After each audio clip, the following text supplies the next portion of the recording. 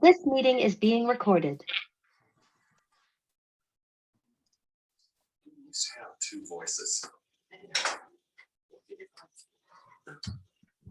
Oh, I love the way it Do we is have now. everybody? That is so awesome. On there? Our screen here is different. We can see all you guys Oh. and the picture. It's really nice. Okey-doke. So we're finishing up tonight. Sort of exploring.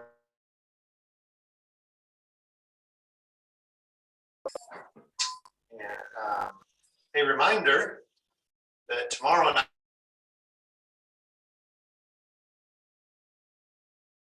opportunity to hear Mark Legal and I are presenting as part of the Interfaith Council Midwinter Theological Program. We're doing it here at the building. You can come and see us in person. You can view it online as well, be on Facebook.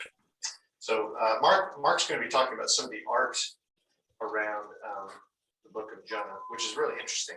So that in itself would be worth hearing. What you hear from me will be something you've already heard. So it's about preaching out of Jonah. So you can come late and just hear Mark if you want to. You're up first. I'm up first. Yeah. So that's tomorrow at 7 o'clock, and then we'll have one more on the Thursday, February 10th. But it's a really interesting program on the book of Jonah. All right.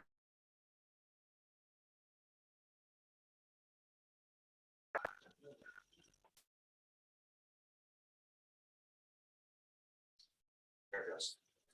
All right, so just a reminder, what we're doing in these 4 weeks is part of a larger effort to try this during this year on some Wednesday nights to take up all of the parts of the Great Commandment, loving God with strength, soul, which we'll pick up in March during Lent. So it's a good time for that. Actually, Julie Georges and Kristen Andrews will be teaching during that. Loving with Heart, which Debbie will take up in June, Dale in August with Loving God with Our Mind, and then I'll finish it up in October and November, Loving Your Neighbor as Yourself. So all of that, just a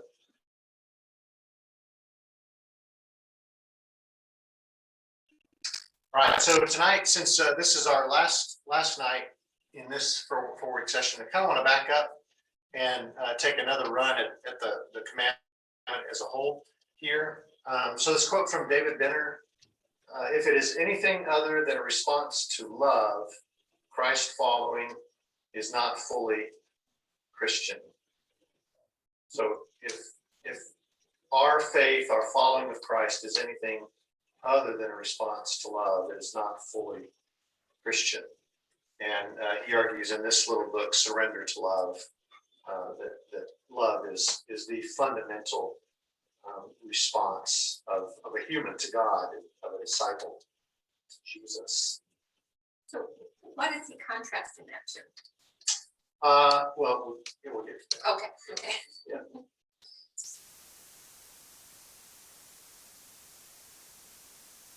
Next, a similar point in his book, You Are What You Love. Discipleship, he says, is a way to curate your heart, to be attentive to and intentional about what you love. All right, so just to remind ourselves, this is Mark's version of it. One of the scribes came up and heard them disputing with one another, and seeing that he answered them well, asked him, which commandment is the most important of all? Jesus answered, the most important is, Hear, O Israel, the Lord our God, the Lord is one. And you shall love the Lord your God with all your heart, and with all your soul, and with all your mind, and with all your strength. The second is this, you shall love your neighbor as yourself.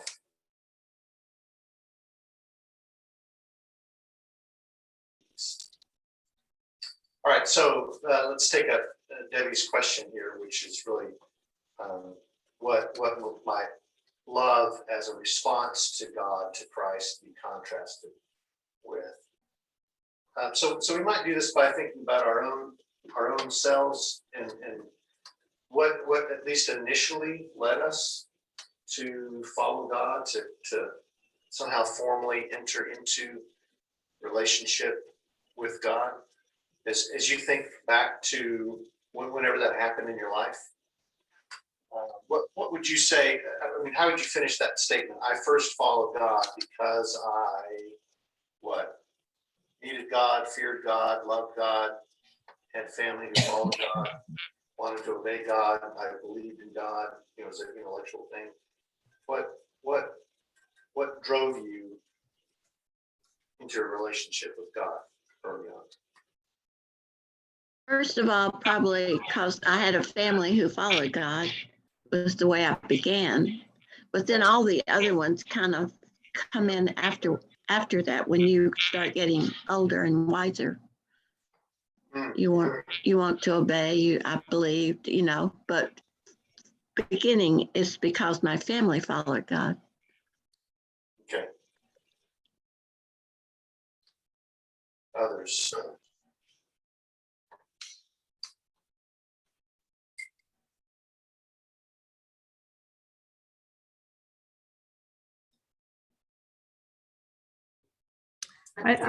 I felt God in my life.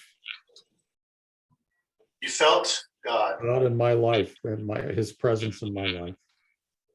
Interesting. Okay. Good. What were you going to say? I'd say, like, unfortunately, as a child, too big a piece, in my opinion now, was the one of fear. Just like, if you don't do this, then God will not love you. In fact, you might get severely punished. And so life seemed to be, maybe it's because my own life was about you obey or you get punished. My parents were, that was what happened in our home. And so that was natural, I think, to think of God mostly as of that. Yeah. I think I would say that I probably needed God. I don't know that I would have said that at the time, but I think that really was what drove me. Is my life was kind of a mess, so I needed something different. Yeah.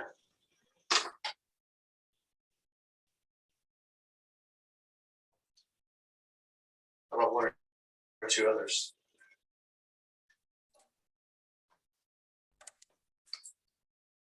I think for me, it's like it was a combination of needing and seeing his way that he worked in my life. Because I wasn't, raised in a Christian home. So I came to Christ kind of outside of that, and then my parents then became Christians. Thank you, Kelly. Good luck, Kelly. Yeah, so none of these are necessarily bad. And many of these, if not most, we can find some root in Scripture, I think, for these. And they tend to be very formative. Even if we move past one of them, it still tends to be formative, even in a sort of unconscious way. So let's keep thinking about that. How do you experience God? How do you experience God with any of these as sort of the primary drive for being in a relationship with God? So let's sort of expand this. Since I follow God because I needed God, then I experience God as what? How do you feel like these sort of shape your experience of God, your relationship with God?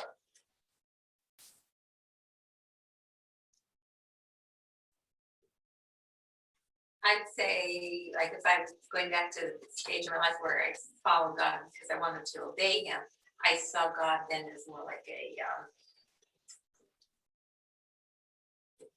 a teacher or somebody I was an authority figure that I needed to respond to as an authority figure. Yeah.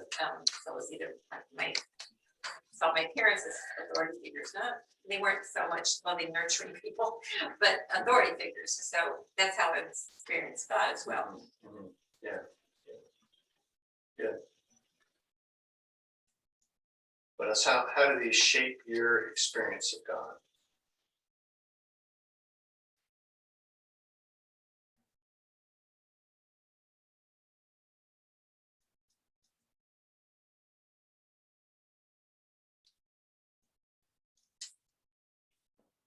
Well, I experience, well, since I follow God because I feel him in my life, I experience God as my creator. Okay, good.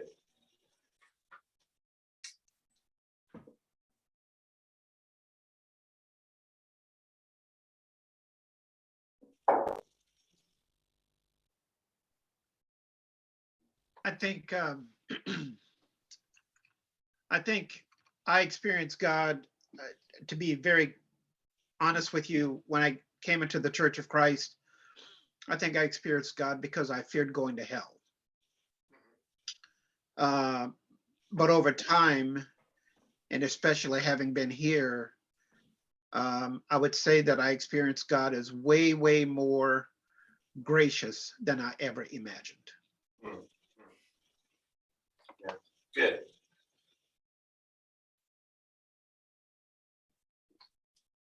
So one of the things that we're, as we kind of pull back out and we look at this, the great commandment here, it is a commandment to love God.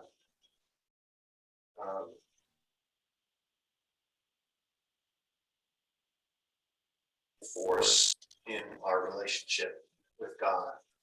So the greatest commandment is an invitation to make secondary all other motives for being in relationship with God, except love. Above all, we're called not to believe in God, obey God, fear God, need God. Above all, we're called to love God.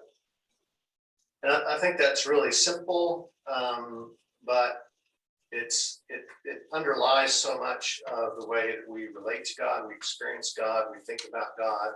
All of these different motives that sort of drive us into a relationship with God are really critical. And I think for many of us, there's a mixture of them. And the great commandment, the greatest commandment, I think calls for a sort of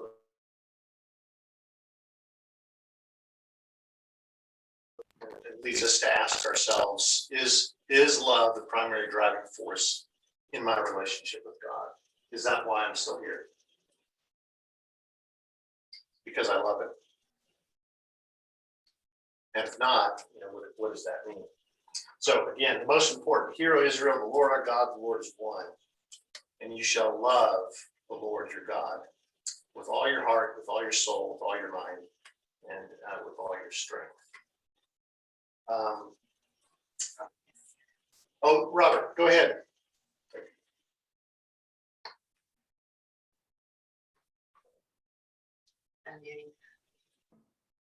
Sorry, I'm having trouble unmuting myself. There we go. I was thinking that, that commandment is so important. And that's why, like in a lot of the old, God is just so ticked off by it. So that's kind of an implication that statement about loving God with your whole heart and mind, soul, and your neighbors, yourself, it's true. Yes, that's right. Yeah. This little poem is attributed to a man named Pedro Arrupe. Probably someone else wrote it, but it's come to be associated with him. I've shared this before, but I think it's really helpful as just in terms of thinking about love as the driving force in our relationship with God. Nothing, he says, is more practical than finding God, than falling in love in a quite absolute final way. What you are in love with, what seizes your imagination, will affect everything. It will decide what gets you out of bed in the morning, what you do with your evenings, how you spend your weekends, what you read, whom you know, what breaks your heart, and what amazes you with joy in gratitude. Fall in love, stay in love, and it will decide everything. So I think it's helpful to just sort of reestablish that point here, and that the greatest commandment is calling us to fall in love with God, and to allow love to be the driving force in our relationship with Him. Okay, so then as we move forward in this great command, then we can see clearly that it's calling for holistic love, engaging the whole self. And I think one of the ways that we can think about these, love the Lord your God with heart, soul, mind, and strength. One of the ways that we can think about these four parts,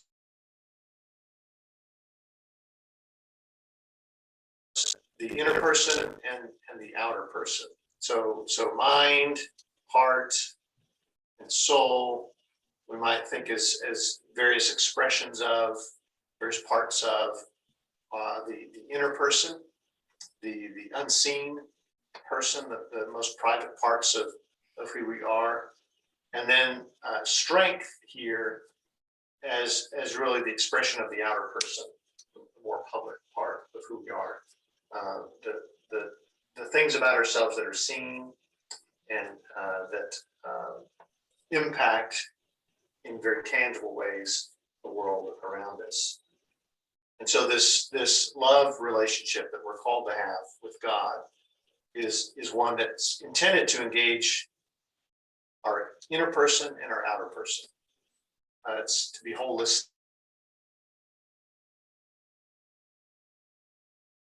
as human beings. So another way we think about it is this idea of compartmentalization, that God's not after a relationship where we just love Him with our hearts or our soul or our mind or our strength, but it's this integrated love that involves everything inside of us and everything outside of us. Our whole self is engaged in love with God.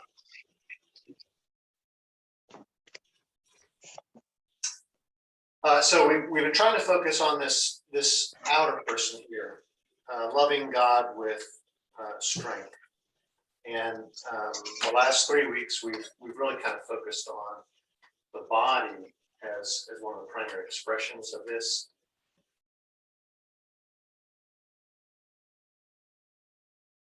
There's yod, which can literally mean muchness.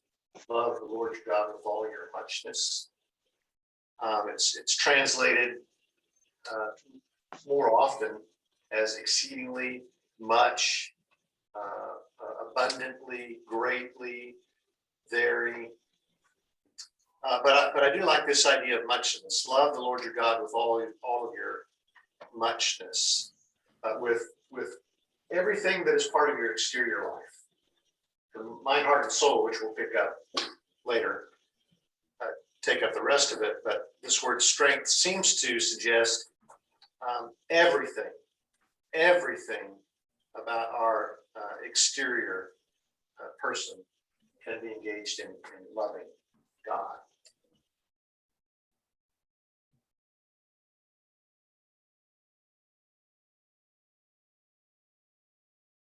And so I think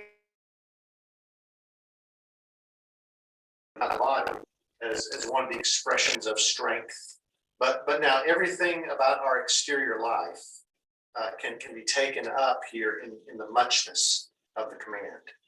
We love God with our muchness, and now that includes everything about our exterior life. So it can include our home, our work, the little briefcase there, our car, our money, our family, our time, our hobbies, the little guitar there. Everything about our exterior life gets taken up now in this command to love the Lord your God with all of your muchness. So it's not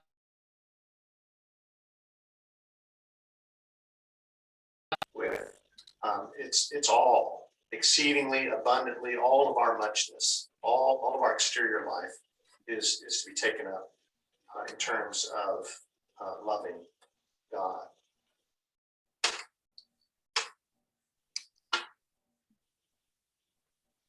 And so just a few examples of this. You would think of Joseph of Arimathea in Matthew 27,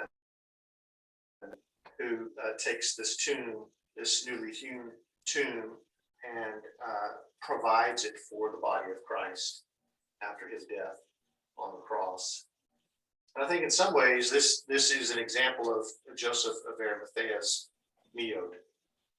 That part of his meod is this tomb.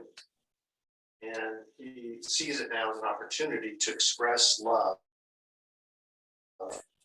for Jesus, and therefore is fulfilling the great commandment to love the Lord your God with all of your meod, all of your muchness. Of course, his body is involved in this as well, as he carries the body of Jesus into this tomb. Or you think about the sinful woman in Luke chapter 7 at Simon's house, Simon the Pharisee. And she comes in and she washes the feet of Jesus with her tears.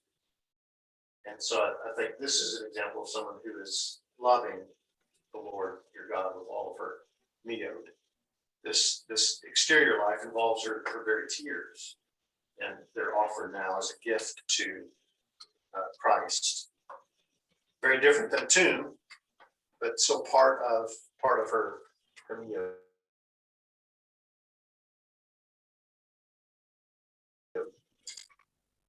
Or Mary and Martha in Luke chapter 10, 38 and following. This isn't the only time when Jesus stops at their home in Bethany, but it's one of the more memorable times. It's pretty clear that their home is a hospitable place for Jesus, a place where he feels safe and welcome. He has a place for respite and rest there, and a place where he can take a deep breath, just be for a minute. And so I think one way of thinking about this is that this is part of their meod.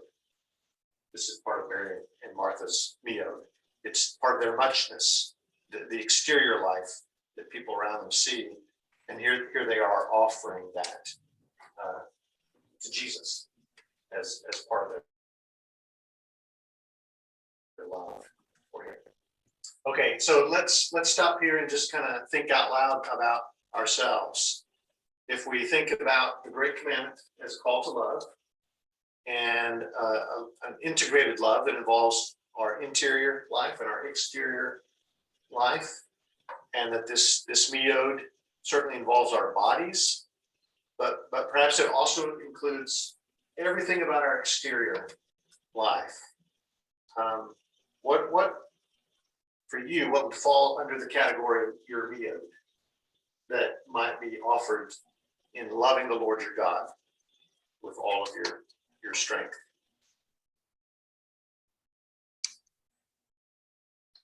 I think it's a helpful concept. I mean, but we expanded it. We think my home, my house.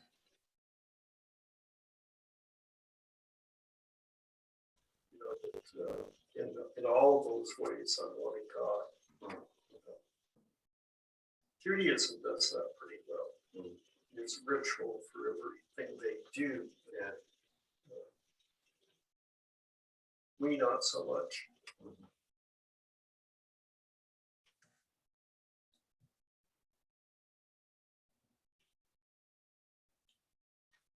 I'm going Other to go questions do you think of? Go ahead, Jane. way out in left field, thinking about external, my values, and dare I even say the word, my politics. How do I love God with those parts of my life, outer parts of my life? Yeah. Yeah, that's good.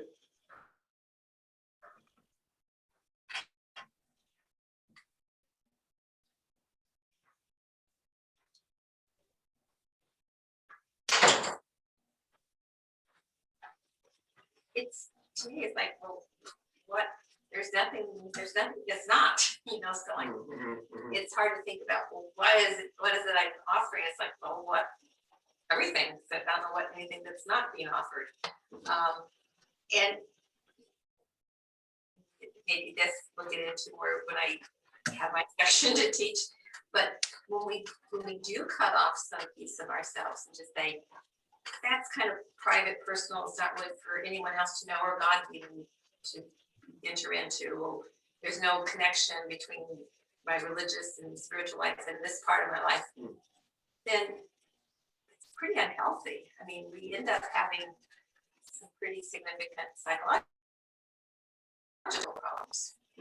Yeah, we're not created to live that kind of. Cut off parts. Yeah. Yeah, it's helpful to think in terms of whatever you do, whether a word or deed, do it all in the name of the Lord Jesus. Yeah, That's loving with your body. yeah, that's right. Every word, every deed becomes part of the yoke.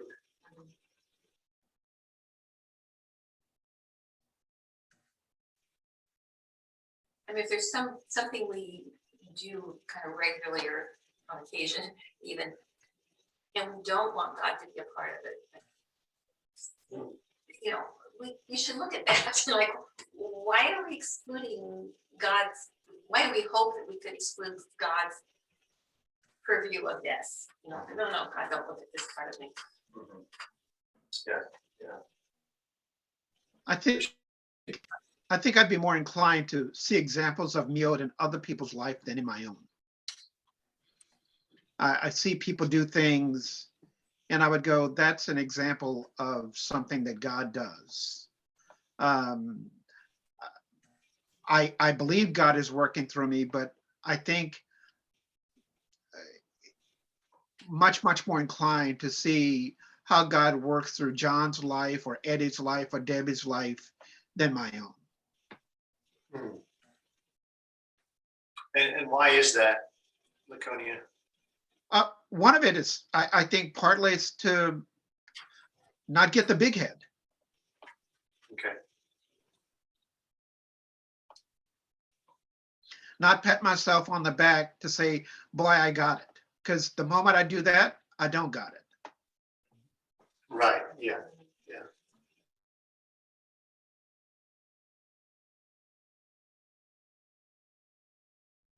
I find a lot of this to be sort of wrapped up in a conviction, a strong conviction to share, just share the gifts we've been given.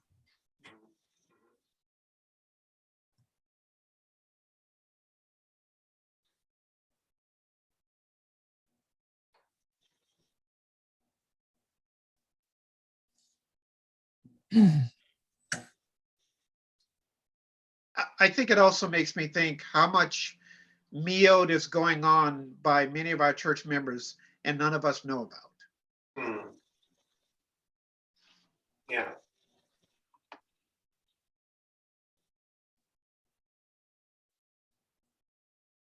Yeah, because there's a tendency to define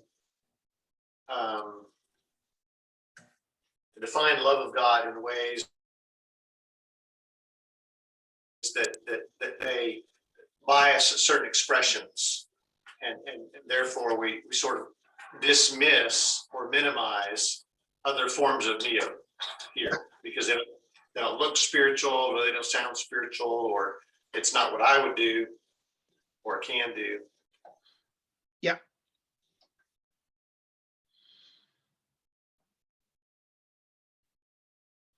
Or to take joy in how God works through somebody in a way that God, take joy in the fact that God can work through someone in ways completely different from you, and be okay about that. I'm going to shut up. Yeah, too much miot. I'm kidding.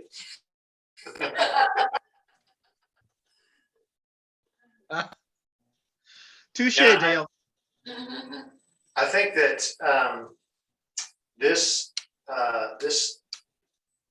this kind of integrated spirituality in which every aspect of our exterior life is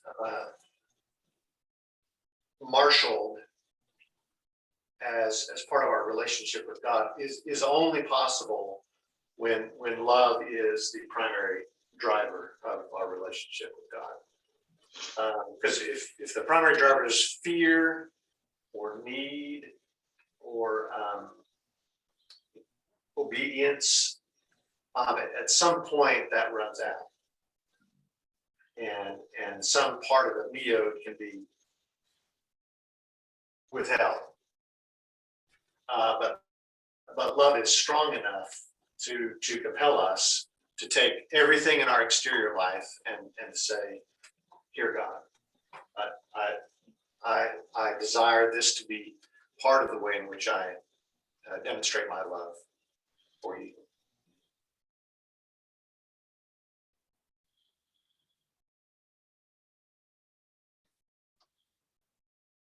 And again, obviously, there's a whole other side of this: the interior, the mind, the heart, and the soul. But we're just trying to focus in these 4 weeks on the exterior.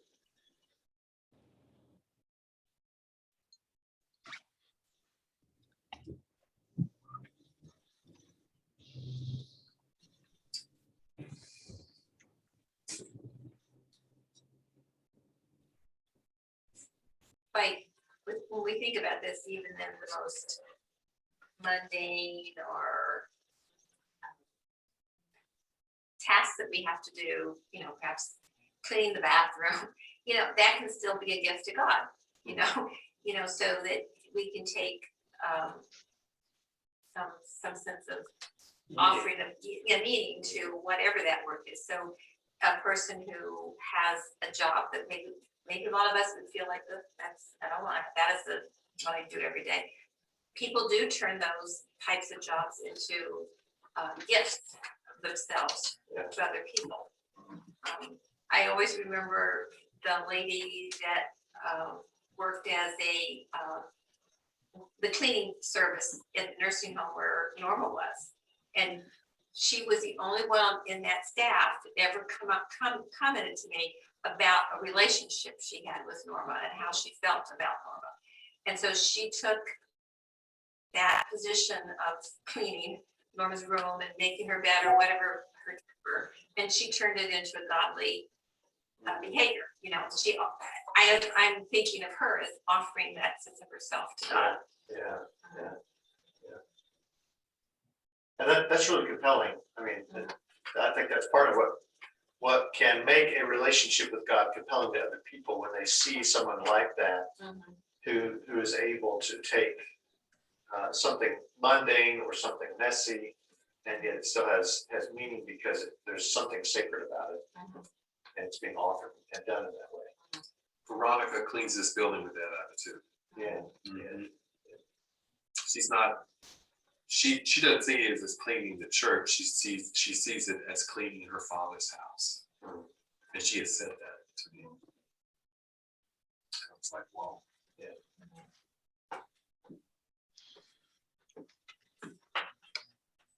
I'm thinking of a moment in Chariots of Fire, very little. When he says, "When I run, I feel God's pleasure." And I think that has a lot to do with loving God with your body.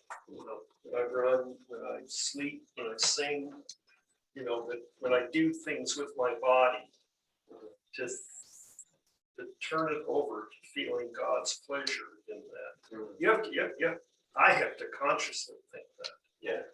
We're not wired to do that, but that's a great line and it applies to a lot of things. Yeah, that's really beautiful. It is.